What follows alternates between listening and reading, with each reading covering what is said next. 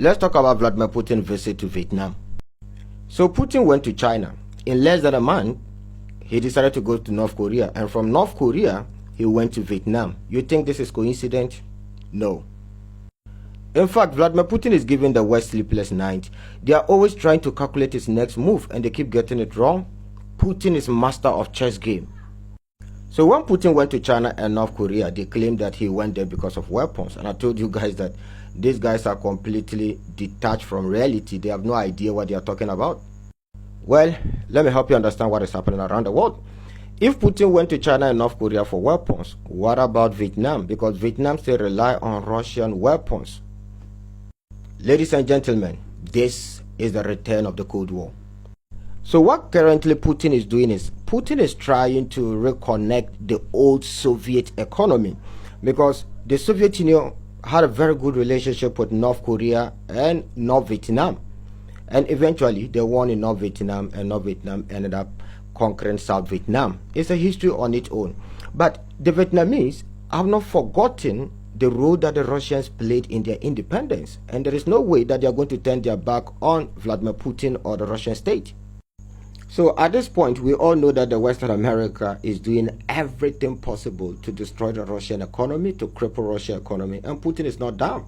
And that is why he's reconnecting the Russian economy to countries that they can trust, like North Korea, Vietnam, China. Forget about the nonsense that the Western mainstream media is reporting. Let's analyze this map together. The map will help you understand me more. We have North Korea down here, you have China here, you have Russia here. The red line you see, this is railway network system. This was built under the Soviet Union era. So the smaller ones could be at the mercy of the bigger ones. For example, North Korea. If not for China and Russia, I don't think North Korea will be existing today. And that is why they are reliable partners, because Russia has helped them in the past, and up to date the Russians are still helping them. So it's not about, weapons. I'm even tired of explaining this thing. So these railway lines played a very crucial role back in the days during the Soviet Union era, right? Believe it or not, this particular railway system did help these three communist countries. So if you look at this particular trips of Vladimir Putin, I think he's focusing more on economy and not military, right? I don't know how many of you followed this particular Vladimir Putin trip to Vietnam. Vietnam president or prime minister, whatever he is, he said Vietnamese love Russian products, meaning they are trying to reconnect their economies, right?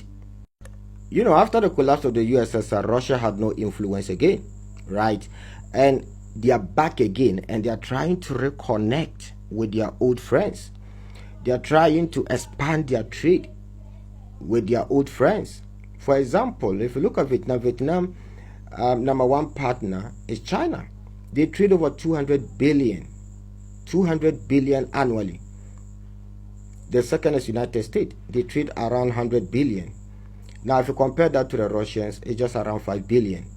So Vietnam have a very big economy, and I think Putin is trying to get a bigger chunk, right, by supplying whatever they can supply to them, and in return the Vietnamese will also ask for whatever they want. I think this is the game plan here, right? Okay, by the way, if you enjoyed the content, please don't forget to hit on the like button and share to family and friends. I'll be live very soon, and we will dive deep into this particular topic once again. Shalom, see you in the next episode.